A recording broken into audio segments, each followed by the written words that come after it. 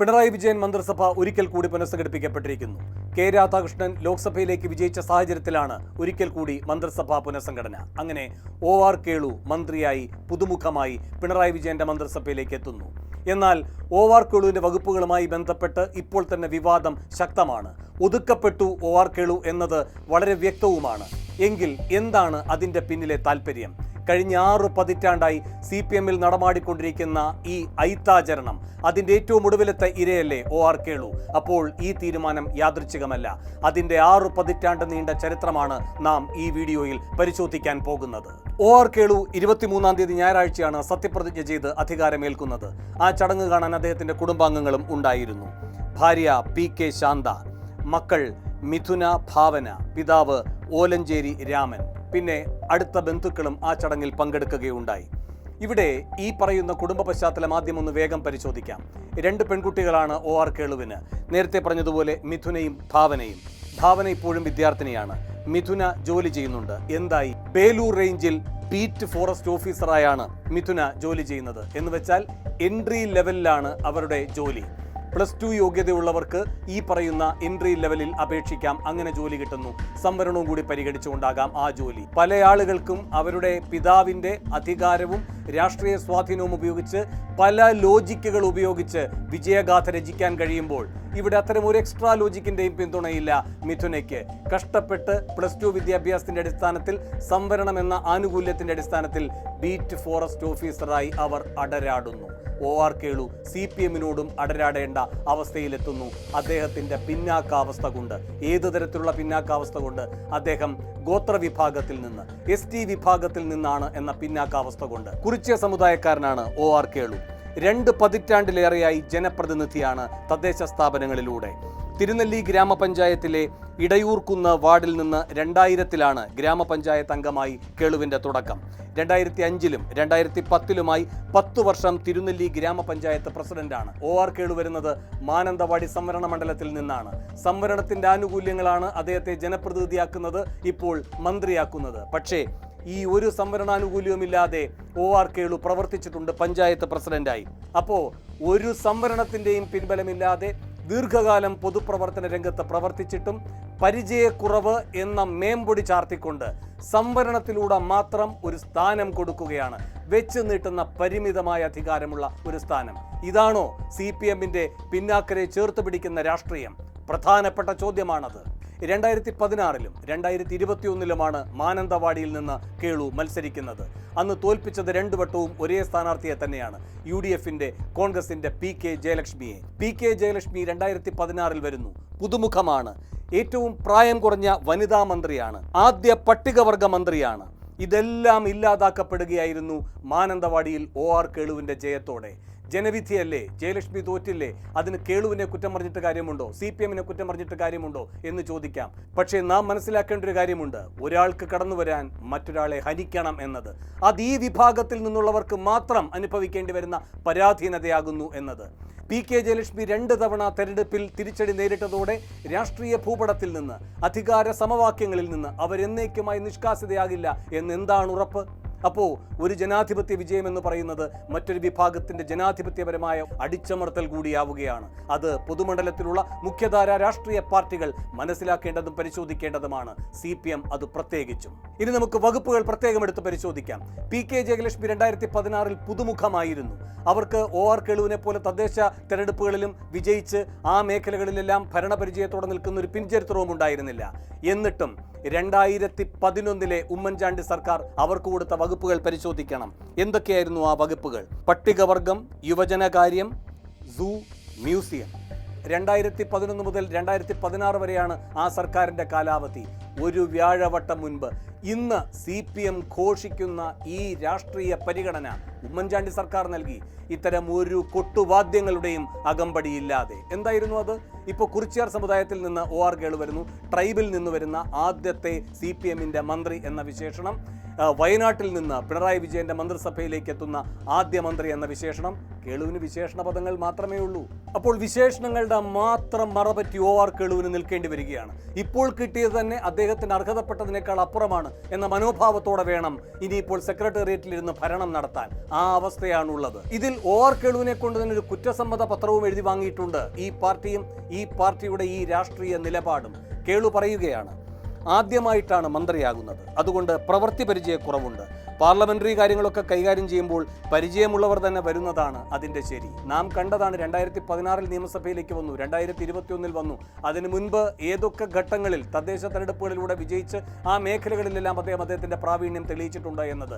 തെരഞ്ഞെടുക്കപ്പെടുന്ന ഒരു സംവിധാനത്തിൽ തദ്ദേശ സ്ഥാപനങ്ങൾ എന്ന് പറയുന്നത് അധോതലത്തിലുള്ളതും നിയമസഭ എന്ന് പറയുന്നത് ഏറ്റവും പ്രാമാണിക തലത്തിലുമുള്ളതാണ് എന്ന വർഗീകരണം തന്നെ തെറ്റാണ്. അതിൽ തന്നെ ജനാധിപത്യ സംവിധാനത്തിൽ ഒരു ചാതുർവർണ്ണയ മനോഭാവം പ്രവർത്തിക്കുന്നു. അങ്ങനെയല്ല കാര്യങ്ങളെ കാണേണ്ടത്. എന്നാൽ അവിടെയാണ് പരിചയക്കുറവ് എന്ന് പറയുന്ന തടസ്സവാദം ഇവിടെ ഉന്നയിച്ചുകൊണ്ട് കേളുവിനെ പ്രതിരോധത്തിലാക്കുന്നത്, മാറ്റി നിർത്തുന്നത്. അങ്ങനെയെങ്കിൽ ഈ പരിചയക്കുറവ് കേളുവിന് സ്വയം സിദ്ധമായതാണോ? CPM-ന് ഈ പരിചയക്കുറവ് ഒഴിവാക്കി നൽകാൻ കഴിയുന്നതായിരുന്നില്ലേ? CPM-ന് എന്തുകൊണ്ടാണ് ഈ വിഭാഗത്തിലുള്ളവർ ഇപ്പോഴും പരിചയക്കുറവുള്ള ഗണത്തിൽ തന്നെ കിടക്കട്ടെ എന്ന നിലപാടുമായി മാറി നിൽക്കാൻ കഴിയുന്നത്? നിസ്സംഗമായി അങ്ങനെ നിൽക്കാൻ കഴിയുന്നത് ഒരു സവർണ ജാതിബോധം പ്രവർത്തിക്കുന്നത് കൊണ്ടാണ്. കേളുവിന്റെ പരിചയക്കുറവ് കേളു പ്രതിനിധീകരിക്കുന്ന വിഭാഗത്തിന്റെ വോട്ട് കിട്ടുന്നതിനൊരു പരിചയക്കുറവും പ്രശ്നവുമായി CPM കാണുന്നില്ലല്ലോ. ഈ പറയുന്ന 2011 സെൻസസിന്റെ കണക്കുകൾ എടുക്കാം. അതിൽ കേരളത്തിൽ 30 ലക്ഷം ദളിതരാണുള്ളത് എന്ന് വെച്ചാൽ 9.1%. അപ്പോൾ ആ വോട്ടിനൊരു പരിചയക്കുറവുമില്ലല്ലേ? അതെല്ലാം ധാരാളം വാങ്ങിയാണല്ലോ എല്ലാവരും ജയിച്ചത്. അവരിൽ 21 പേർ മന്ത്രിമാരായി വിലസുന്നത്. ഈ 21 മന്ത്രിമാരിൽ ഒരാൾ മാത്രം മതി ഒരു ദളിതനായി എന്ന നിലപാടിലേക്ക് ഈ പാർട്ടി എങ്ങനെയാണ് എത്തുന്നത്? അവിടെ മാത്രം വോട്ട് ഒരു പരിചയക്കുറവാകാതിരിക്കുകയും വോട്ട് കിട്ടിയ ഒരാളുടെ മാത്രം പരിചയക്കുറവ് അയാളെ മുന്നോട്ട് കൊണ്ടുപോകുന്നതിനുള്ള തടസ്സമായി മാറുന്നതും എങ്ങനെയാണ്? CPM മറുപടി പറയണം. ഇവിടെ മുഹമ്മദ് റിയാസ് പുതുമുഖമാണ്, P. രാജീവ് പുതുമുഖമാണ്, ബാലഗോപാൽ പുതുമുഖമാണ്. അവരൊക്കെ രാജ്യസഭയിൽ ഉണ്ടായിരുന്നു. അതിനെ തള്ളിക്കൊണ്ടല്ല പറയുന്നത്, ഇവിടുത്തെ കാര്യമാണ് പറയുന്നത്. R. ബിന്ദു പുതുമുഖമാണ്, MP. രാജേഷ് പുതുമുഖമാണ്, ലോക്സഭയിൽ നിശ്ചയമായും ഉണ്ടായിരുന്നു. ഇവിടുത്തെ കാര്യമാണ് പറയുന്നത്. അപ്പോൾ ഈ പുതുമുഖങ്ങൾ, ഇവർ പുതുമുഖങ്ങൾ മാത്രമല്ല ആദ്യമായി മന്ത്രിമാരാകുന്നതും. കൊടുത്ത വകുപ്പുകൾ പരിശോധിക്കാം. ഞാൻ ഈ പറഞ്ഞ അതേ ഓർഡറിൽ റിയാസിന് PWDയും ടൂറിസവും ഏറ്റവും ശക്തമായ വകുപ്പുകളാണ്. G. സുധാകരനെ പോലെ പരിണതപ്രജ്ഞരായവർ കൈകാര്യം ചെയ്തിരുന്ന വകുപ്പാണ്. ആദ്യം വെച്ച് നീട്ടിയതാർക്ക്? പുതുമുഖമായ റിയാസിന്. P. രാജീവ് ഏറ്റവും പ്രധാനപ്പെട്ട വ്യവസായ വകുപ്പ് നൽകുന്നു. ബാലഗോപാലിന് ധനവകുപ്പ് നൽകുന്നു. R. ബിന്ദുവിന് ഉന്നത വിദ്യാഭ്യാസം നൽകുന്നു. MP. രാജേഷിന് എന്തൊക്കെ വകുപ്പുകളാണ് കൊടുത്തിരിക്കുന്നത്? എക്സൈസ്, തദ്ദേശം. അതോ MV ഗോവിന്ദൻ പാർട്ടി സെക്രട്ടറിയായി മാറുന്ന ഘട്ടത്തിൽ ഈ പറയുന്ന പുതുമുഖത്തിന് ഏറ്റവും പ്രധാനപ്പെട്ട വകുപ്പുകൾ അങ്ങനെ തന്നെ കൊടുക്കുകയാണ്. ആദ്യ സർക്കാരിലെ മന്ത്രിമാരെ മുഴുവൻ ഒഴിവാക്കുകയായിരുന്നു പിണറായി വിജയൻ രണ്ടാമത്തെ സർക്കാർ രൂപീകരിക്കുമ്പോൾ. അതിൽ ഏറ്റവും പ്രധാനമായും പറഞ്ഞിരുന്നത് അങ്ങനെ ഒരു പുതിയ രൂപത്തിലേക്ക് പുതിയ സർക്കാർ കടന്നു വരുന്നു എന്നാണ്. അപ്പോൾ അതും ഒരു ന്യായവാദമായി പറയാൻ കഴിയില്ല. കാരണം K. രാധാകൃഷ്ണൻ 2016 പിണറായി സർക്കാരിലില്ല. അദ്ദേഹം ആ വർഷത്തിൽ മത്സരിക്കുക തന്നെ ചെയ്തിട്ടില്ല. 2021 അദ്ദേഹം വരുന്നു.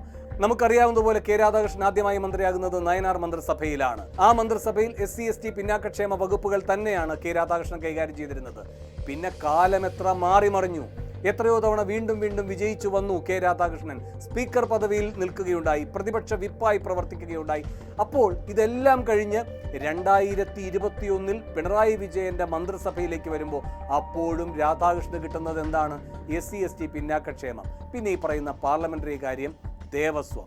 അപ്പോൾ ഈ പ്രബലന്മാർക്കെല്ലാം പുതുമുഖങ്ങളായിട്ട് പോലും പ്രബലമായ വകുപ്പുകൾ കിട്ടുകയാണ്. പുതുമുഖമായിട്ടും ആദ്യാവസരക്കാരായിട്ടും അപ്പോഴും ഈ തെളിയിക്കപ്പെട്ട പാരമ്പര്യത്തിൻ്റെ പിൻബലത്തിൽ രാധാകൃഷ്ണൻ നിൽക്കുമ്പോഴും കിട്ടുന്നത് എന്താണ്? SC/ST പിന്നാക്കക്ഷേമം, പാർലമെന്ററി കാര്യം, അതുപോലെ തന്നെ ദേവസ്വം. OR കേളുവിൻ്റെ മറ്റൊരു രൂപമായി തന്നെയാണ് K. രാധാകൃഷ്ണനും നിലകൊണ്ടത്. അപ്പോൾ ഇത് ഭരണപരിചയക്കുറവിൻ്റെ പ്രശ്നമല്ല, ഇത് പ്രവൃത്തി പരിചയക്കുറവിൻ്റെ പ്രശ്നമല്ല, ഇത് അതുവരെ ശീലിച്ചു വരുന്ന ജാത്യബോധമുണ്ടാക്കിയിരിക്കുന്ന അനുശീലനത്തിൻ്റെ പ്രശ്നമാണ്. അതാർക്കൊക്കെ ഉദഹിക്കാതെ ഇപ്പോഴും കിടക്കുന്നതിൻ്റെ വിമ്മിട്ടമാണ്. അത് സ്വയം പരിശോധിക്കുകയാണ് വേണ്ടത് പാർട്ടിയും ഈ സർക്കാരും. ഞാൻ നേരത്തെ ചൂണ്ടിക്കാട്ടിയല്ലോ, PK ജയലക്ഷ്മിയെ പോലൊരു പുതുമുഖം വരുമ്പോഴും ഒരു വ്യാഴവട്ടക്കാലം മുൻപ് OC എങ്ങനെയാണത് കൈകാര്യം ചെയ്തത് എന്ന്. അവിടെ തീരുന്നില്ല ഈ കാര്യത്തിൽ കോൺഗ്രസിൻ്റെ മാതൃകാപരമായ പ്രവർത്തനം. കൊട്ടിഘോഷങ്ങളൊന്നുമില്ലാതെ അവരത് ചെയ്തതുകൊണ്ട് ആരും അത് അറിഞ്ഞില്ല എന്ന് മാത്രം.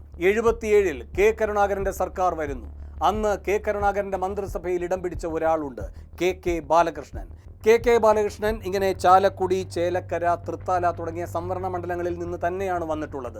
പക്ഷേ ആദ്യഘട്ടത്തിൽ തന്നെ അദ്ദേഹത്തിന് കിട്ടിയ വകുപ്പുകൾ എന്തൊക്കെയായിരുന്നുവെന്ന് 27 ഏപ്രിൽ 1977 കേരള ഗസറ്റ് എടുത്ത് CPM-ന്റെ ഉന്നത നേതാക്കന്മാരെല്ലാം വായിക്കണം, മുഖ്യമന്ത്രിയും അത് വായിക്കണം. അതിൽ കെ ബാലകൃഷ്ണന് കരുണാകരൻ നൽകിയിരിക്കുന്ന വകുപ്പുകൾ ഇങ്ങനെയാണ്: Harijan welfare, irrigation, flood control and anti sea erosion, Devaswom എന്ന് പറയുന്നത് ഈ ശബരിമല ജനവിധിയുടെ തിരിച്ചടിയുടെ അടിസ്ഥാനത്തിൽ ഇതാ ഞങ്ങൾ ഒരു പിന്നാക്കക്കാരന് നൽകുന്നു എന്ന് കൊട്ടിഘോഷിച്ചുകൊണ്ടാണല്ലോ രാധാകൃഷ്ണൻ നൽകിയത്. അതുവഴി ചില സന്ദേശങ്ങൾ നൽകാൻ ഉദ്ദേശിച്ചു എന്നും അന്ന് ചർച്ചയുണ്ടായിരുന്നല്ലോ. ഈ ബഹളങ്ങളൊന്നുമില്ലാതെ 77-ൽ കരുണാകരൻ ആ നിശബ്ദ വിപ്ലവം നടത്തി. OR കേളുവല്ല തലകുനിക്കേണ്ടത്, രാധാകൃഷ്ണനല്ല തലകുനിക്കേണ്ടത്, ഈ മന്ത്രിസഭകൾ ഉണ്ടാക്കിയ CPM-ന്റെ പിൻചരിത്രമാണ് തലകുനിക്കേണ്ടത്. OR കേളുവിനെ ഇങ്ങനെ ഒതുക്കി നിർത്തുന്ന ഘട്ടത്തിലും പിണറായി വിജയൻ ഒരു കാര്യത്തിൽ വളരെ ശക്തമായി പ്രതികരിക്കുകയുണ്ടായി. കൊടിക്കുന്നിൽ സുരേഷിന് സമാനമായൊരു അനുഭവം ദേശീയ രാഷ്ട്രീയത്തിലുണ്ടായി. പ്രോടൈം സ്പീക്കറാകാൻ എല്ലാ വിധത്തിലും യോഗ്യനും ഭരണപരിചയവും ഒക്കെയുള്ളയാളാണ് കൊടിക്കുന്നിൽ സുരേഷ്. എന്നിട്ടും പ്രോടൈം സ്പീക്കർ സ്ഥാനത്ത് നിന്ന് മോദി കൊടിക്കുന്നിലിനെ ഒഴിവാക്കി നിർത്തുന്നു. ആ ഘട്ടത്തിൽ പിണറായി വിജയന്റെ ഒരു FB പോസ്റ്റ് ഉണ്ട്. അദ്ദേഹത്തിന്റെ വാക്കുകൾ ഞാൻ വായിക്കാം. സംഘപരിവാർ പിന്തുടരുന്ന സവർണ രാഷ്ട്രീയമാണ് ഈ തീരുമാനത്തിന് പിന്നിലെന്ന് സംശയിക്കുന്നവർക്ക് എന്താണ് BJP-യുടെ മറുപടി? ഇതാണ് ആ FB പോസ്റ്റ്. അങ്ങനെയെങ്കിൽ ഒരു കാര്യം അങ്ങയോട് ചോദിച്ചു കൊള്ളട്ടെ, സംഘപരിവാർ വേണ്ട, ആ സവർണ രാഷ്ട്രീയം ഇവിടെ പിന്തുടരുന്നു എന്നതിന്റെ തെളിവല്ലേ അങ്ങ് OR കേളുവിന് കൊടുത്ത പരിമിതമായ വകുപ്പ്? അതുകൂടി ഒരു പരിശോധനയ്ക്ക് അങ്ങ് വിധേയമാക്കണം. നേരത്തെ ഞാൻ സൂചിപ്പിക്കുകയുണ്ടായല്ലോ, സംവരണ മണ്ഡലങ്ങളിൽ നിന്ന് തന്നെ സംവരണ വിഭാഗങ്ങൾ കയറി വരുമ്പോൾ ഉണ്ടാകുന്ന ഒരു ജനാധിപത്യ ധ്വംസനം. ഇവിടെ ഈ പറയുന്ന മാനന്തവാടിയിലെ PK ജയലക്ഷ്മിയുടെ കാര്യം പറഞ്ഞുകൊണ്ടാണ് അത് സൂചിപ്പിച്ചത്. അങ്ങനെയല്ലാത്തൊരു വലിയ പരിവർത്തനം രാജ്യതലത്തിൽ സംഭവിക്കുന്നുണ്ട്. CPM മാത്രമാണ് അവിടെ കണ്ണടച്ചിരുട്ടാക്കുന്നത്. ഞാൻ 2 ഉദാഹരണങ്ങൾ ചൂണ്ടിക്കാട്ടാം. ഒന്ന് SP-യുമായി ബന്ധപ്പെട്ടാണ്. നാം ഏറ്റവും കൂടുതൽ ചർച്ച ചെയ്ത വിഷയമാണ്. രാമക്ഷേത്രം നിലനിൽക്കുന്ന UP-യിലെ ഫൈസാബാദ് എന്ന് പറയുന്ന മണ്ഡലം. അവിടെ ആരൊക്കെയാണ് മത്സരിച്ചത് നോക്കാം. BJP-യുടെ സിറ്റിംഗ് MP-യാണ് മത്സരിച്ചത്, ലല്ലൻ സിംഗ്. SP-യുടെ സ്ഥാനാർത്ഥിയെ അവിടെ നിർത്തി. അദ്ദേഹത്തിന്റെ പേര് അവധേഷ് പ്രസാദ് ദളിത് പാസി വിഭാഗമാണ്. പക്ഷെ ഫൈസാബാദ് എന്ന് പറയുന്നത് ജനറൽ സീറ്റാണ്. അവിടെയാണ് അഖിലേഷ് യാദവ് അവധേഷ് പ്രസാദിനെ നിർത്തി ജയം കൊയ്യുന്നത്. അതൊരു വലിയ രാഷ്ട്രീയ സന്ദേശമാണ്. അവിടെ ജനാധിപത്യത്തിന്റെ ധ്വംസനമല്ല നടന്നത്, ജനാധിപത്യത്തിന്റെ പൂക്കാലമാണ് അവിടെ ഉണ്ടായത്. 2019 കണക്കുകൾ കൂടെ നോക്കാം. അന്നും SP തന്നെ ഒരു സ്ഥാനാർത്ഥി അവിടെ നിർത്തി, ആനന്ദ് സെൻ. പക്ഷേ ആനന്ദ് സെൻ തോറ്റു. 65,477 വോട്ടിനാണ് അന്ന് ആനന്ദ് സെൻ തോറ്റത്. പക്ഷേ കാലം മാറുന്നതിനനുസരിച്ച് രാഷ്ട്രീയമായ പുനരവതരണത്തിന് SP തയ്യാറായി. അതിൻ്റെ ഭാഗമായാണ് ആനന്ദ് സെൻ മാറുന്നു. അവധേഷ് പ്രസാദ് എന്ന ദളിത് പാസി വിഭാഗത്തിലുള്ളയാൾ ജനറൽ സീറ്റിൽ മത്സരിക്കുന്നതും വിജയം കൊയ്യുന്നതും. ഫൈസാബാദിൽ നിന്ന് BJP മാത്രമല്ല പാഠം പഠിക്കേണ്ടത്, ഫൈസാബാദിൽ നിന്ന് CPM-ഉം പാഠം പഠിക്കണം. കോൺഗ്രസിന്റെ ഇടപെടൽ കൂടി ഇനി പറയാം. കോൺഗ്രസിലെ പ്രിയങ്ക ജാർക്കിഹോളി വിജയിച്ചു. എവിടെ നിന്ന്? കർണാടകത്തിൽ നിന്ന്. കർണാടകത്തിലെ ചിക്കോടി സീറ്റിലാണ് അവർ മത്സരിച്ചത്. ആരെയാണ് അവർ തോൽപ്പിച്ചത്? അവിടെ BJP-യുടെ അന്നാ സാഹേബ് ശങ്കർ ജോലെയാണ് എതിർ സ്ഥാനാർത്ഥിയായി നിന്നത്. അയാളെയാണ് തറ പറ്റിച്ചത്. ഇവിടെ ഈ പ്രിയങ്ക ജാർക്കിഹോളിയുടെ ഏറ്റവും വലിയ പ്രത്യേകത എന്താണ്? പട്ടികവർഗത്തിൽ നിന്നാണ് അവർ വരുന്നത്. പട്ടികവർഗത്തിൽ നിന്ന് കർണാടകയിൽ നിന്ന് ജയിച്ച ഏക MP-യാണ്. ഇന്ന് കർണാടക തെരഞ്ഞെടുത്ത് വിട്ടിരിക്കുന്നത് 3 വനിതാ MP-മാരാണ്. അതിലൊന്ന് പ്രിയങ്കയാണ്. അപ്പോൾ പ്രിയങ്കയെ ഇത്ര പ്രിയങ്കരിയാക്കിയത് സംവരണ മണ്ഡലത്തിൽ നിന്ന് അവർ ജയിച്ചതുകൊണ്ടല്ല, പ്രിയങ്കയും നിന്നത് ജനറൽ സീറ്റിലാണ്. ഈ പറയുന്ന ചിക്കോടി ജനറൽ സീറ്റിൽ കോൺഗ്രസ് അവരെ നിർത്തുന്നു. 90,834 വോട്ടിന്റെ ഭൂരിപക്ഷത്തിൽ അവർ ജയിക്കുന്നു. 26 വയസ്സേ ഉള്ളൂ. 7,13,461 വോട്ട് നേടി. ഈ പറയുന്ന അന്നാ സാഹേബ് ശങ്കർ ജോലെ 6,22,627 വോട്ട് നേടി. അപ്പോൾ SP-യും കോൺഗ്രസും നൽകുന്ന സന്ദേശങ്ങളുണ്ട്. അത് CPM OR കേളുവിനെ അംഗീകരിക്കുമ്പോൾ പോലും മടികാട്ടി നിന്നുകൊണ്ട് മനസ്സിലാക്കാതെ ഇരിക്കുന്ന കാലത്തിൻ്റെ മാറ്റമാണ്, അതിൻ്റെ ചുവരെഴുത്താണ്.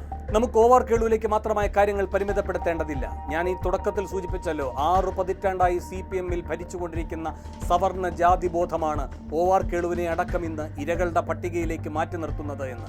നമുക്ക് ആ ഭാഗത്തേക്ക് കൂടി വരാം. CPM-ന്റെ പരമോന്നതമായ ഭരണ ബോഡിയാണ് പോളിറ്റ് ബ്യൂറോ. അവിടേക്കൊരു ദളിതൻ വന്നത് എപ്പോഴാണ്? 64-ലാണ് ഈ പാർട്ടി വളർന്ന് CPM ആകുന്നത്. 58 കൊല്ലമെടുത്തു ഒരു ദളിതന് PB-യിൽ പ്രവേശനം കിട്ടാൻ. അദ്ദേഹത്തിൻ്റെ പേര് ഞാൻ പറയാം, രാമചന്ദ്ര ഡോം.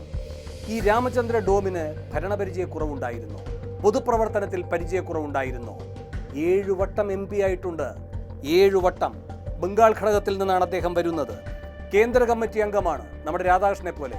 രാധാകൃഷ്ണൻ കേന്ദ്ര കമ്മിറ്റി അംഗമായി അനന്തകാലം തുടർന്നേക്കും. ആ കഥയിലേക്ക് ഞാൻ വരാം. അപ്പോൾ ഈ പറയുന്ന രാമചന്ദ്ര ഡോമിന് ഇത്രയും ഭരണപരിചയവും പ്രവർത്തന പരിചയവും രാഷ്ട്രീയ പരിചയവും ഉണ്ടായിട്ടും PBയിൽ പ്രവേശനം കിട്ടാതെ പിന്നാമ്പുറത്ത് തന്നെ കാത്തു നിൽക്കേണ്ടി വന്നു. അത് CPM കൊടുത്ത ശിക്ഷയാണ്, ഒരു ജാതിയിൽ ജനിച്ചു പോയതിൻ്റെ ശിക്ഷ. അവിടെ ഈ പറയുന്ന രാമചന്ദ്ര ഡോം വ്യക്തിപരമായി അനുഭവിക്കേണ്ടി വരുന്ന ഒരു ശിക്ഷ മാത്രമല്ല, അത് ആ ഡോം സമുദായത്തിന് ഒന്നാകെ അനുഭവിക്കേണ്ടി വരുന്ന ശിക്ഷയാണ്. അവിടെയാണ് CPM എത്രമാത്രം ശക്തമായ സവർണാധിപത്യമാണ് ഈ രാമചന്ദ്ര ഡോമിനെ മുക്തനാക്കി PBയിലേക്ക് എടുക്കുമ്പോൾ പോലും ആ സമുദായത്തോട് ചെയ്തുകൊണ്ടിരിക്കുന്നത് എന്ന കാര്യം കൂടി പരിശോധിക്കേണ്ടി വരുന്നത്. ഈ ഡോം എന്നാൽ ബംഗാളിൽ മൃതദേഹം ദഹിപ്പിക്കുന്ന വിഭാഗക്കാരാണ്. 24 കൊല്ലമാണ് CPM അവിടെ ഭരിച്ചത്. 2001 സെൻസസിൻ്റെ അടിസ്ഥാനത്തിൽ ഈ ഡോം വിഭാഗത്തിൻ്റെ അവസ്ഥ നമുക്കൊന്ന് പരിശോധിക്കാം. 46% പേർ 7 വയസ്സിന് മുകളിലുള്ളവരുടെ കണക്കെടുത്താൽ കഷ്ടി വായിക്കാൻ അറിയുന്നവർ. സ്ത്രീകളിൽ 67.4% എന്ന് വെച്ചാൽ 2/3 സ്ത്രീകൾക്ക് വായിക്കാൻ പോലും അറിയില്ല, നിരക്ഷരരാണ്. ഇതാണ് CPMൻ്റെ സംഭാവന. ഇതിപ്പോൾ ഡോം സമുദായത്തിന് മാത്രമല്ല അവിടെ അനുഭവിക്കേണ്ടി വന്നിട്ടുള്ളത്. മുസ്ലിങ്ങളുടെ അവസ്ഥ എന്തായിരുന്നു ബംഗാളിൽ എന്നത് സച്ചാർ കമ്മിറ്റി ഞെട്ടിക്കുന്ന വെളിപ്പെടുത്തലായി രേഖകൾ സഹിതം പുറത്തു കൊണ്ടുവന്നിട്ടുണ്ട്. എന്താണത്? പട്ടികജാതി പട്ടികവർഗ വിഭാഗങ്ങളെക്കാൾ പിന്നാക്ക അവസ്ഥയിലാണ് മുസ്ലിങ്ങളെന്ന്. അപ്പോൾ മുസ്ലിം സംരക്ഷണം, ന്യൂനപക്ഷ സംരക്ഷണം, പിന്നാക്ക സംരക്ഷണം എന്നൊക്കെ വാതോരാതെ ഘോഷിക്കുന്ന CPM 24 വർഷം ഭരിച്ച ബംഗാളിലെ സ്ഥിതിയാണിത്. എന്തുകൊണ്ടങ്ങനെ സംഭവിച്ചു? CPMൻ്റെ അവിടുത്തെ ഭരണാധിപന്മാരെല്ലാം പാർട്ടി നേതൃത്വത്തിലായാലും അധികാരത്തിലായാലും എല്ലാം ഭദ്രാലോകാണ്. എന്ന് വെച്ചാൽ അവിടുത്തെ വരേണ്യവർഗമാണ്. അവർക്ക് കാര്യങ്ങളെല്ലാം ഭദ്രമായിരുന്നു. പക്ഷേ ഈ പിന്നോക്കക്കാർക്കും ന്യൂനപക്ഷങ്ങൾക്കും അതായിരുന്നില്ല അവസ്ഥ. അപ്പോൾ സ്വന്തം ഭദ്രത ഉറപ്പിച്ചത് ആരെ അവഗണിക്കുന്നതിൻ്റെ മേളിൽ ചവിട്ടി നിന്നുകൊണ്ടാണ് എന്നത് ബംഗാൾ ഘടകവും പരിശോധിക്കണം. അപ്പോൾ നാം കാണുന്നത് എന്താണ്? വലിയ സവർണ രാഷ്ട്രീയമാണ് BJP പയറ്റുന്നതെന്നാണ് പറയുന്നത്. BJP ഇതുവരെ അധികാരത്തിൽ വരാത്ത ബംഗാളിൽ CPM പയറ്റിയത് ഏത് രാഷ്ട്രീയമായിരുന്നു? തുറന്നങ്ങ് പറയാം, അത് സവർണ രാഷ്ട്രീയം തന്നെ. യെച്ചൂരി എന്താണ് പറഞ്ഞതെന്നറിയാമോ? ഈ രാമചന്ദ്ര ഡോം PBയിലെത്തിയപ്പോൾ PBയിൽ ദളിത് അംഗങ്ങൾ ഇല്ലായിരുന്നു. അതിന് ചരിത്രപരമായ കാരണങ്ങളുണ്ട്. വളരെ മുമ്പ് തന്നെ പരിഹരിക്കപ്പെടേണ്ടതായിരുന്നു. ഇവിടെ ചരിത്രപരമായ കാരണങ്ങളുണ്ട് ഈ ദളിത് വിഭാഗത്തിന് ഇത്തരം മേഖലകളിലേക്ക് എത്താൻ എന്ന് ഒരു പരിമിതിയായി യെച്ചൂരി ചൂണ്ടിക്കാട്ടുമ്പോൾ യെച്ചൂരിയോടൊരു ചോദ്യമുണ്ട്. ചരിത്രപരമായ പരിമിതി ഉണ്ടാകാം. CPMൻ്റെ ചരിത്രപരമായ ഏത് പരിമിതിയാണ് അവരെ അതേ അവസ്ഥയിൽ തന്നെ നിലനിർത്തിയത്? അപ്പോൾ ഇതുവരെയുള്ള ചരിത്രം എന്ന് പറയുന്നത് സവർണാധിപത്യത്തിൻ്റെ ചരിത്രം തന്നെയാണ് ഇന്ത്യയിൽ. അവർ ആരെയാണോ നിശബ്ദരാക്കാൻ നോക്കിയത്, അവരെ ഉയർത്തിക്കൊണ്ടുവരുന്നതിന് പകരം ആ നിശബ്ദതയിലേക്ക് തന്നെ അവരെ ചവിട്ടിത്താഴ്ത്തുന്ന കുറ്റകരമായ പങ്കാളിത്തം നിങ്ങൾക്കില്ലായിരുന്നോ? ഇവിടെ ഈ സവർണാധിപത്യത്തിൻ്റെ ഒരു ചരിത്രം പോലെ നിങ്ങൾ മുന്നോട്ട് കൊണ്ടുവരേണ്ട പ്രതിരോധത്തിൻ്റെ ഒരു ചരിത്രം ഉണ്ടായിരുന്നില്ലേ? ആ ഏടുകളിൽ എങ്ങനെയാണ് അവസാനത്തെ പേരുകാരനായി ഈ പറയുന്ന രാമചന്ദ്ര ഡോം നിൽക്കുന്നത്? എന്തുകൊണ്ട് ആ പേരേടിൽ നേരത്തെ തന്നെ അദ്ദേഹത്തിന് സ്ഥാനം കിട്ടില്ല? കാരണം ഈ PBയിലെ അംഗങ്ങൾ മുഴുവൻ ഭദ്രാലോകാണ്, ഒരു രൂപത്തിൽ അല്ലെങ്കിൽ മറ്റൊരു രൂപത്തിൽ. നമുക്ക് നോക്കാം 64 പിളർപ്പിന് ശേഷം വന്ന ഈ പറയുന്ന ജനറൽ സെക്രട്ടറിമാരുടെയും PB അംഗങ്ങളുടെയും കഥ. പിളർപ്പിന് ശേഷം P. സുന്ദരയ്യയാണ് CPMൻ്റെ ആദ്യ ജനറൽ സെക്രട്ടറിയായി തിരഞ്ഞെടുക്കപ്പെടുന്നത്. അത് കൊൽക്കത്തയിൽ നടക്കുന്ന പാർട്ടി കോൺഗ്രസിലാണ്. അന്ന് 9 അംഗ PBയെ തിരഞ്ഞെടുക്കുന്നുണ്ട്. ആരൊക്കെയായിരുന്നു ആ 9 അംഗ PB? തീർച്ചയായും P. സുന്ദരയ്യുണ്ട്. കൂടാതെ ബസവ പുന്നയ്യ, ജ്യോതി Basu, AKG, EMS, Pramod Das Gupta, P. Ramamurthy, BT Ranadive, Harkishan Singh Surjit. ഏത് വിഭാഗത്തെ പ്രതിനിധീകരിക്കുന്നവർ? 5 ജനറൽ സെക്രട്ടറിമാരുണ്ട്, എല്ലാം ഉന്നത കുലജാതർ. ഇപ്പോൾ ഈ സുന്ദരയ്യ ആന്ധ്രയിൽ നിന്നുള്ള വലിയ ഫ്യൂഡൽ കുടുംബത്തിൽ നിന്ന് വരുന്നതാണ്. പിന്നീട് EMS ആണ് ജനറൽ സെക്രട്ടറി ആകുന്നത്. സ്വാഭാവികമായും നമ്പൂതിരിയാണ്, അദ്ദേഹത്തിൻ്റെ പേരിൽ തന്നെ അതുണ്ടല്ലോ. EMSന് ശേഷം പിന്നീട് വരുന്നത് സുർജിത്താണ്. സുർജിത്ത് പഞ്ചാബിൽ നിന്നുള്ളയാളാണ്, ഉന്നത കുലജാതനാണ്, അതായത് മുന്നാക്കമായ ജാട്ട് സിഖ് വിഭാഗത്തിൽ നിന്നുള്ളതാണ്. അതിനുശേഷം വരുന്നത് പ്രകാശ് കാരാട്ടാണ്, നായരാണ്. അത് കഴിഞ്ഞ് യെച്ചൂരിയാണ് വരുന്നത്, ബ്രാഹ്മണനാണ്. അപ്പോൾ ഈ EMS, സരോജ് മുഖർജി, ബുദ്ധദേവ് ഭട്ടാചാര്യ, യെച്ചൂരി ഇവരൊക്കെ ബ്രാഹ്മണർ, ജ്യോതി ബസു കായസ്ഥ, കാരാട്ട് നായർ, സുർജിത്ത് ജാട്ട് സിഖ്. എങ്ങനെയുണ്ട് നമ്മുടെ PB?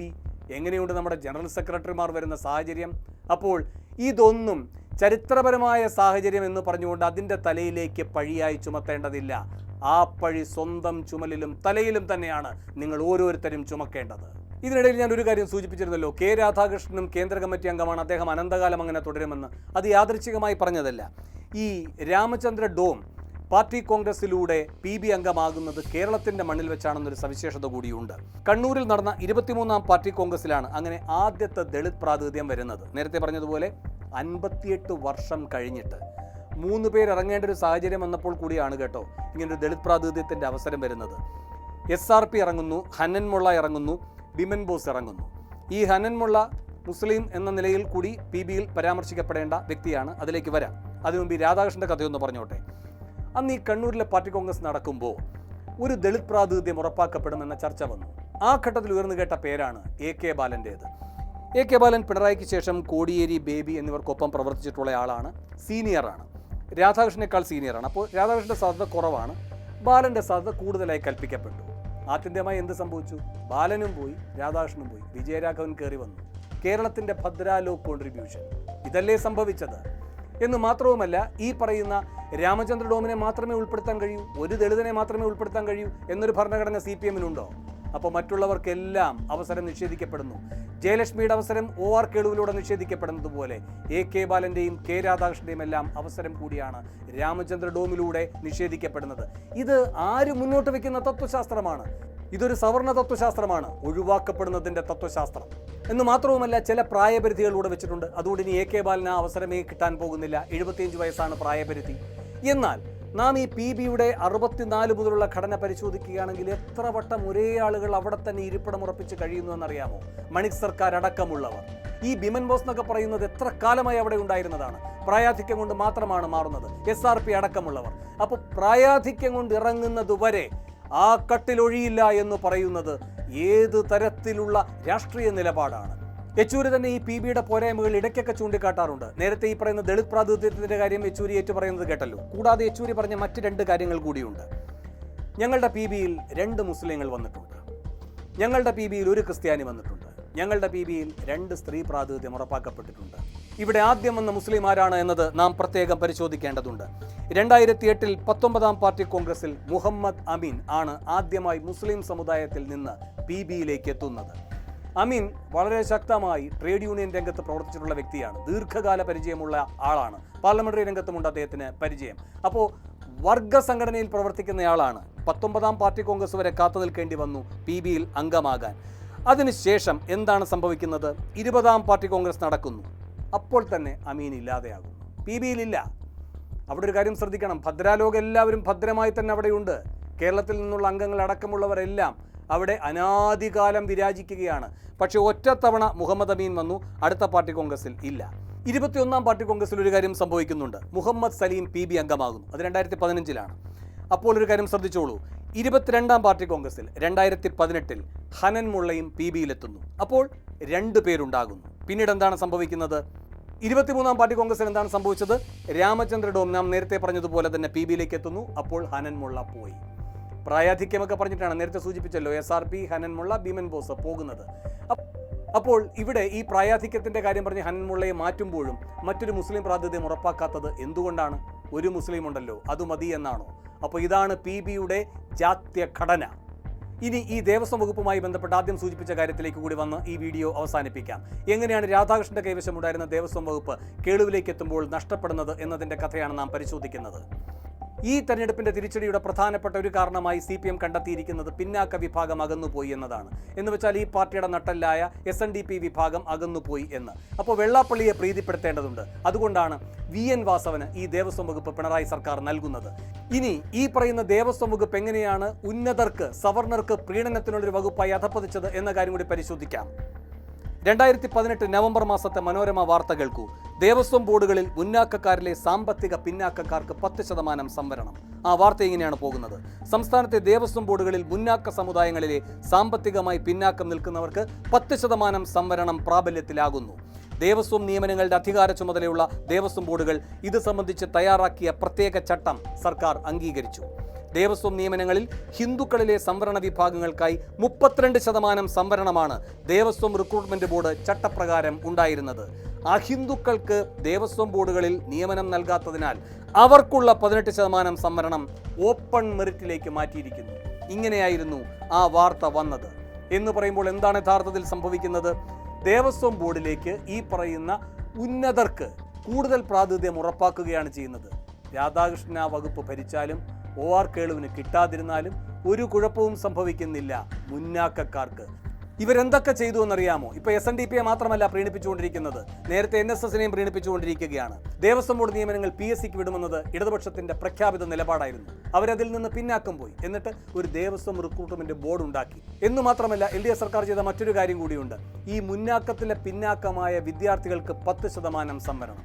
അപ്പോൾ ദേവസ്വം റിക്രൂട്ട്മെന്റ് ബോർഡ് ഉണ്ടാക്കിക്കൊണ്ട് അവിടെ സംവരണം, വിദ്യാർത്ഥികൾക്ക് സംവരണം.